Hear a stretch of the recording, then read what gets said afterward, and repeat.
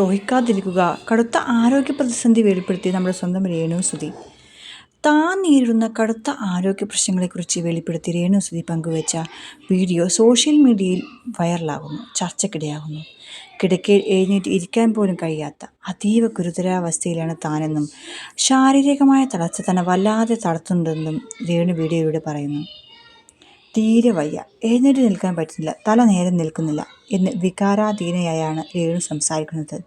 തുടർച്ചയായ ഉറക്കമില്ലായ്മ, ഓർമ്മക്കുറവ്, വായിലെ കയ്പ്, ചർമ്മത്തിലുണ്ടാകുന്ന ബുദ്ധിമുട്ടുകൾ എന്നിവയെല്ലാം താൻ നേരിടുന്നുണ്ടെന്ന് അവർ പറയുന്നു. ശാരീരികമായി ഇത്രയേറെ തളർന്നെങ്കിലും പ്രിയപ്പെട്ടവരുടെ സ്നേഹം മാത്രമാണ് തന്നെ മുന്നോട്ട് നയിക്കുന്നതെന്ന് രേണു വിശ്വസിക്കുന്നു. ഗുണം ചെയ്തില്ലെങ്കിലും ഇനിയെങ്കിലും ദ്രോഹിക്കാതിരിക്കുക. ഇതിലൂടെ കുറേ റീച്ചുണ്ടാക്കിയില്ലേ, അതുകൊണ്ട് മതിയാക്കുക എന്നും രേണുസുതി പറയുന്നു. തൻ്റെ സഹോദരിയും ഋതപ്പനും അനുഭവിക്കുന്ന വിഷമം തന്നെ വല്ലാതെ വേദനിപ്പിക്കുന്നുണ്ടെന്ന് രേണു പറയുന്നു. രോഗമുക്തി നേടി തിരിച്ചുവരാൻ ദൈവത്തിൻ്റെ സാക്ഷിയായി മാറണം എന്നാണ് ആഗ്രഹമെന്നും അവർ കൂട്ടിച്ചേർത്തു. ഇങ്ങനെ പോകുന്നു രേണുവിൻ്റെ കാര്യങ്ങൾ. ഇനി സീമാജി നായർ രേണുവിനെ കുറിച്ച് കുറച്ച് കാര്യങ്ങൾ പറഞ്ഞിട്ടുണ്ട്. അതെന്താണെന്ന് നമുക്ക് നോക്കാം. പിരിവ് തുടങ്ങി പാതി അവർക്ക് കൊടുക്കും, പ്രശസ്തി എനിക്കും. ആരോപണങ്ങൾക്ക് കടുത്ത മറുപടി നൽകുകയാണ് സീമാജി നായർ എന്ന നടി. ക്യാൻസർ ബാധിതയായ രേണുസുതിയെ പോയി കണ്ടതിനെക്കുറിച്ച് സീമാജി നായർ കഴിഞ്ഞ ദിവസം എഴുതിയിരുന്നു.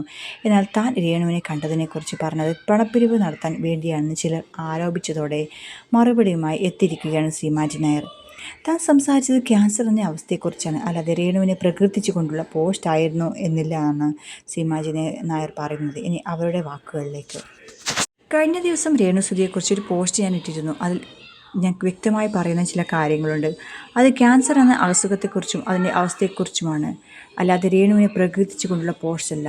അത് പല മീഡിയകളും ഏറ്റെടുത്ത് അവരുടെ ശൈലിയിൽ എഴുതി തുടങ്ങി. പല വാക്കുകളും വളച്ചൊടിക്കപ്പെട്ടു.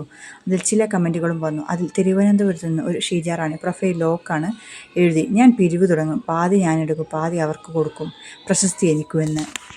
ഇനി ഷീജ റാണിയുടെ ഒരു വാക്ക്, നിങ്ങളുടെ വീട്ടിൽ ആർക്കെങ്കിലും ക്യാൻസർ വന്നിട്ട് ഞാൻ പിരിക്കാൻ ഇറങ്ങിയിട്ടില്ല, ആർക്കു വേണ്ടിയും പിരിക്കാറില്ല. സഹായങ്ങൾ അവരവരുടെ അക്കൗണ്ട് നമ്പർ കൊടുത്തിട്ട് അതിലേക്ക് ആരെങ്കിലും സഹായിക്കുന്നുണ്ടെങ്കിൽ സഹായിക്കുക.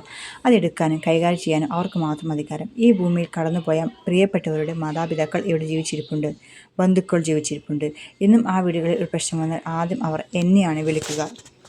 പിന്നെ സെലിബ്രിറ്റികളെ മാത്രം മൈൻഡ് ചെയ്യുക എന്നത് ചിലർ.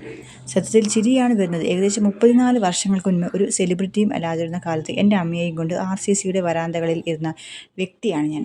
എന്തെങ്കിലും ഞാൻ ചെയ്യുന്നുണ്ടെങ്കിൽ സെലിബ്രിറ്റികളേക്കാൾ കൂടുതൽ സാധാരണക്കാർ ചെയ്യുന്നത്. അറിയുന്നത് കലാരംഗത്തുള്ളവരുടെ കാര്യമാണ്. ഞാൻ ആർക്കും ഒരു ശല്യമാകുന്നില്ലല്ലോ, ആരെയും ശല്യപ്പെടുത്താനും വരില്ല. ഒരു വശത്തു കൂടെ ഇങ്ങനെ ജീവിച്ചു പോയിക്കോട്ടെ. ഒരു നേരത്തെ മരുന്നെങ്കിലും സുഖമില്ലാത്തവർക്ക് മേടിച്ചു കൊടുക്കുക, വിശപ്പിന് ഒരു നേരത്തെ ആഹാരം കൊടുക്കുക, ഒരു കുട്ടിക്ക് വിദ്യാഭ്യാസ ചെലവ് കൊടുക്കുക, പാവപ്പെട്ട ഒരു പെൺകുട്ടിയുടെ കല്യാണം നടത്തി കൊടുക്കുക, വീട് വെക്കാൻ സ്ഥലമില്ലാത്തവർക്ക് 3 സെൻറ്റ് സ്ഥലം മേടിച്ചു കൊടുക്കുക, വീടില്ലാത്തവർക്ക് ഒരു വീട് വെച്ച് കൊടുക്കുക. എല്ലാവരുടെയും പേര് എഴുതാൻ പറ്റില്ല. കൈവിരലുകളുടെ തുമ്പത്ത് ഒരു ഫോണും കീബോർഡും ഉണ്ടെങ്കിൽ എന്തും പറയാമെന്നും എഴുതാമെന്നും കരുതരുത്. ഇതിലേതെങ്കിലും ചെയ്തു കൊടുത്തിട്ട് എന്നിട്ട് എന്നെ ക്രിറ്റിസൈസ് ചെയ്യൂ. ആരെയും വേദനിപ്പിക്കുന്ന രീതിയിൽ ഇന്ന് വരെ ഞാനൊന്നും പറഞ്ഞിട്ടുമില്ല, എഴുതിയിട്ടുമില്ല.